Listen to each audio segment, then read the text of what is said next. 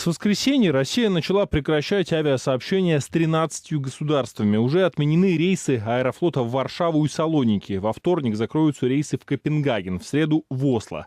С четверга во Франкфурт, Мюнхен и Цюрих. 20 марта закроют рейсы в Вену и Прагу, 21-го в Барселону. Большинство европейских стран уже закрыли для иностранцев свои границы. Также из России закрыты рейсы в Кишинев, Вильнюс, Таллин, в 3 города Узбекистана. Полеты закрывают до конца апреля. Российские железные дороги с 17 марта отменяют поезда в Латвию, Молдову и Украину. Утром в понедельник премьер-министр России Михаил Мишустин заявил, что Россия закрывает границу с Беларусью. Это нам поможет снизить риск распространения коронавируса. Мы во всех регионах просим сократить, необходимо просто это сделать, количество массовых мероприятий, в том числе развлекательных, спортивных, деловых.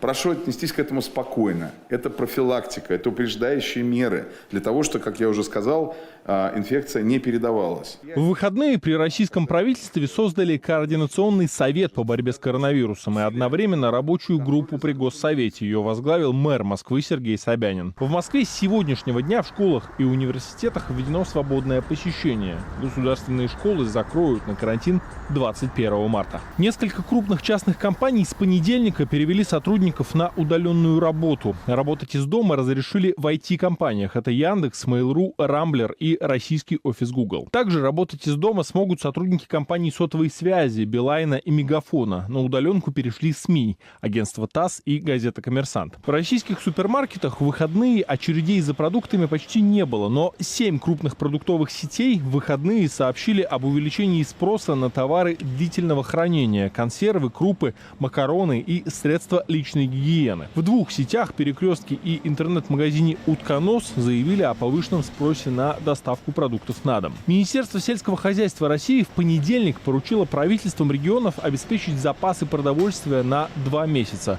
В Москве усилили дезинфекцию общественного транспорта. Водителям автобусов раздали защитные маски. Больше обработка идет. То есть я с собой, конечно, ношу какие-то средства защиты для рук. Ну и это тоже использую.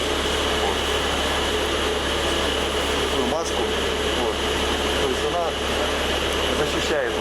Сегодня Координационный совет при правительстве России запустил сайт с информацией о коронавирусе. stopcoronavirus.rf. На этом сайте россиян призывают минимизировать поездки и посещение многолюдных мест. Но в понедельник, кажется, мало кто в Москве этой рекомендации следовал. Я вообще против истерики, потом, не знаю, что сказать. У меня дела, я не доживаю свою жизнь, а продолжаю ее жить. Я актриса, как мне удаленно я не могу работать? Я на работе. Не могу. У меня работа такая, что я не могу сидеть дома. Конечно, пугает. Да. Конечно, пугает. Но стараемся поменьше общаться с другими и все. Потому что работы много. Поэтому работаем. Мы пока не боимся. Как-то так. В аптеку вышла. Я как раз в группе риска. Ну что делать? Иногда надо. Собираюсь, сидеть дома. Может быть, потом начну заказывать. Все, не буду выходить. Алексей Александров, Игорь Дорошенко. Настоящее время. Москва.